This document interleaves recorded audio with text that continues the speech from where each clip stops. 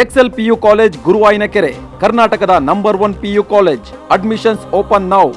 ರಾಜ್ಯದಲ್ಲಿ ರೈತ ಪರವಾದಂತಹ, ಕನ್ನಡ ಪರವಾದಂತಹ, ದಲಿತರ ಪರವಾದಂತಹ ಹೋರಾಟಗಳು ನಡೆದಾಗ, ಜನಪರವಾದಂತಹ ಹೋರಾಟಗಳು ನಡೆದಾಗ ಸ್ವಲ್ಪ ತಿಂಗಳುಗಳ ನಂತರ ಆ ಹೋರಾಟಗಾರರ ಕೇಸುಗಳನ್ನು ವಾಪಸ್ ತೆಗೆದುಕೊಳ್ಳುವಂಥದ್ದು ಎಲ್ಲ ಸರ್ಕಾರಗಳು ಕೂಡ ಹಿಂದೆಯೂ ಮಾಡಿತ್ತೆ, ಇವತ್ತು ಕೂಡ ಮಾಡಿದೆ. ಈ ರೀತಿ ಹೋರಾಟಗಾರರ ಕೇಸನ್ನ ವಾಪಸ್ ತೆಗೆದುಕೊಳ್ಳೋದನ್ನ ನಾನು ಸಮರ್ಥಿಸ್ಕೊಳ್ತೇನೆ.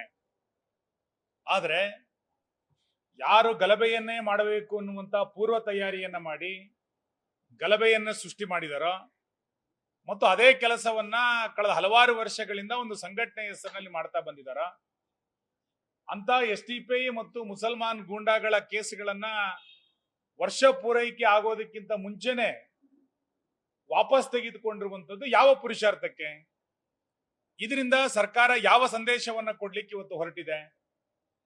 ಯಾರು ಸರ್ಕಾರಿ ಆಸ್ತಿಪಾಸ್ತಿಯನ್ನ ನಾಶ ಮಾಡ್ಲಿಕ್ಕೆ ಹೊರಟಿದಾರೋ, ಸರ್ಕಾರಿ ಅಧಿಕಾರಿಗಳ ಮೇಲೆ ಗೂಂಡಾವರ್ತನೆಯನ್ನ ಯಾರು ಮಾಡ್ತಾ ಬಂದಿದಾರೋ ಮತ್ತು ಗಲಭೆಯನ್ನೇ ಮಾಡಬೇಕು ಅನ್ನುವಂತ ಉದ್ದೇಶವನ್ನ ಇಟ್ಟುಕೊಂಡೇ ಯಾರು ಮಾಡಿದಾರೋ ಅಂತವರ ಕೇಸುಗಳನ್ನ ಈ ಹಿಂದಿನ ಹೋರಾಟಗಾರರ ಹೆಸರಿನ ನೆಪದಲ್ಲಿ ತೆಗೆದುಕೊಂಡಿರುವಂತದ್ದು ಸರಿಯಲ್ಲ.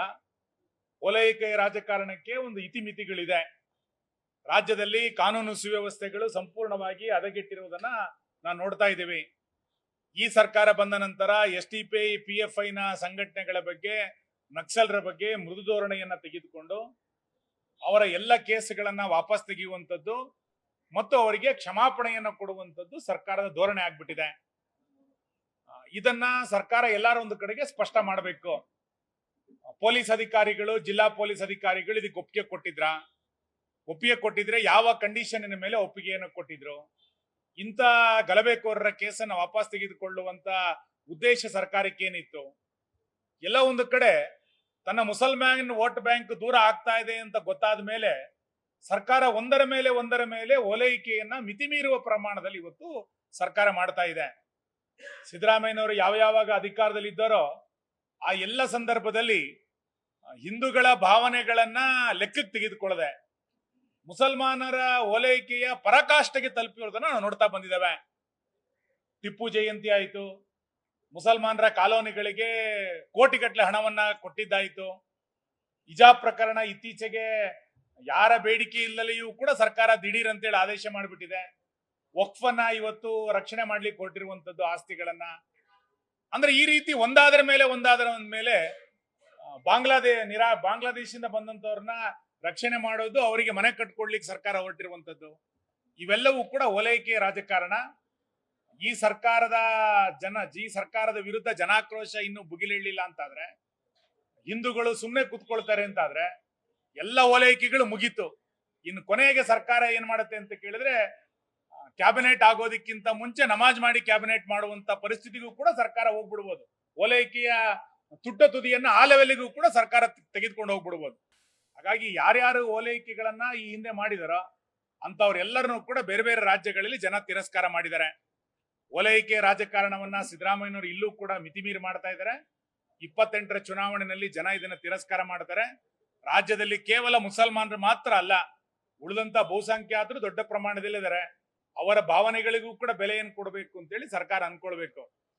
ವೃದ್ಧಾಪ್ಯ ವೇತನರಿಗೆ ಪಿಂಚಣಿ ಕೊಡ್ಲಿಕ್ಕೆ ಸರ್ಕಾರ ಇವತ್ತು ತಯಾರಿಲ್ಲ, ರೇಷನ್ ಕಾರ್ಡ್ ಕೊಡ್ಲಿಕ್ಕೆ ತಯಾರಿಲ್ಲ, ಯಾರೋ ನಿರಾಶ್ರಿತರಿಗೆ ಮನೆಗಳನ್ನ ಕೊಡ್ಲಿಕ್ಕೆ ಇವತ್ತು ಸರ್ಕಾರ ಇಲ್ಲ.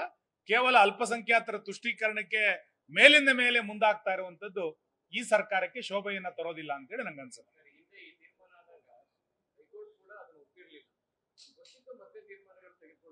ಅಲ್ಲ, ಒಂದು ಕಡೆ ದಾವಣಗೆರೆಯ ಉಪಚುನಾವಣೆಯ ನಂತರ ಎಲ್ಲ ಒಂದು ಕಡೆ ಮುಸಲ್ಮಾನ್ ವೋಟ್ ಬ್ಯಾಂಕ್ ದೂರ ಆಗ್ತಾ ಇದೆ ಅಂತೇಳಿ ಸರ್ಕಾರಕ್ಕೆ ಅನ್ನಿಸ್ತಾ ಇದೆ. ಆ ಕಾರಣಕ್ಕೆ ಈ ಎಲ್ಲ ಪ್ರಕ್ರಿಯೆಗಳನ್ನ ಇವತ್ತು ಸರ್ಕಾರ ಮಾಡ್ತಾ ಇದ್ದಾರೆ. SIR ಬಗ್ಗೆಯೂ ಕೂಡ ಸರ್ಕಾರ ಯಾಕೆ ಇವತ್ತು ತಕರಾರು ತೆಗಿತಾ ಇದೆ ಅಂತ ಕೇಳಿದ್ರೆ, ಭಾರತೀಯರು ಕಾಂಗ್ರೆಸ್ಸಿನಿಂದ ದೂರ ಆಗ್ಬಿಟ್ಟಿದ್ದಾರೆ ಅಂತ ಅನ್ಸಕ್ ಶುರುವಾಗಿದೆ. ಹಾಗಾಗಿ ಯಾರು ಅಕ್ರಮವಾಗಿ ಬಾಂಗ್ಲಾದೇಶದಿಂದ ಬಂದಿದ್ದಾರೆ ಅಂತವರ ವೋಟ್ ಬ್ಯಾಂಕಿನ ಮೇಲೆಯೇ ಕಾಂಗ್ರೆಸ್ ನಿಂತಿರೋದು. SIR ಬಂದಾಗ ಮತಪಟ್ಟಿಯ ಪರಿಷ್ಕರಣೆ ಆದಾಗ ಆ ಬಾಂಗ್ಲಾದೇಶದ ಮತದಾರರು ದೂರ ಆಗ್ತಾರೆ ಅನ್ನುವಂತ ಭಯದ ಕಾರಣಕ್ಕೆ ಅದನ್ನು ಕೂಡ ದೇಶಾದ್ಯಂತ ಇವತ್ತು ವಿರೋಧ ಮಾಡ್ತಾರೆ, ನೋಡ್ತಾ ಇದೀವಿ. ಅಂದ್ರೆ ಭಾರತೀಯ ಮತದಾರರು ಕಾಂಗ್ರೆಸ್ನಿಂದ ದೂರ ಆಗಿದ್ದಾರೆ. ನಮಗೆ ಬಾಂಗ್ಲಾದೇಶದಿಂದ ಬಂದಿರುವಂತರು ಅಕ್ರಮವಾಸಿಗಳ ಮೇಲೆಯೇ ನಾವು ನಿಂತಿರೋದು ಅನ್ನುವಂತ ಅವ್ರ ಮೇಲೆ ಅವ್ರನ್ನ ಸಮರ್ಥನೆ ಮಾಡ್ಕೊಳ್ಳಿಕ್ಕೆ SIR ಅನ್ನು ವಿರೋಧ ಮಾಡಬೇಕು ಅನ್ನುವ ಮಾನಸಿಕತೆಗೆ ಸರ್ಕಾರ ಹೊರಟಿದೆ. ನ್ಯೂಸ್ ಫಸ್ಟ್ ನಿರ್ಭೀತಿಯಿಂದ ನಿಮ್ಮ ಪರವಾಗಿ.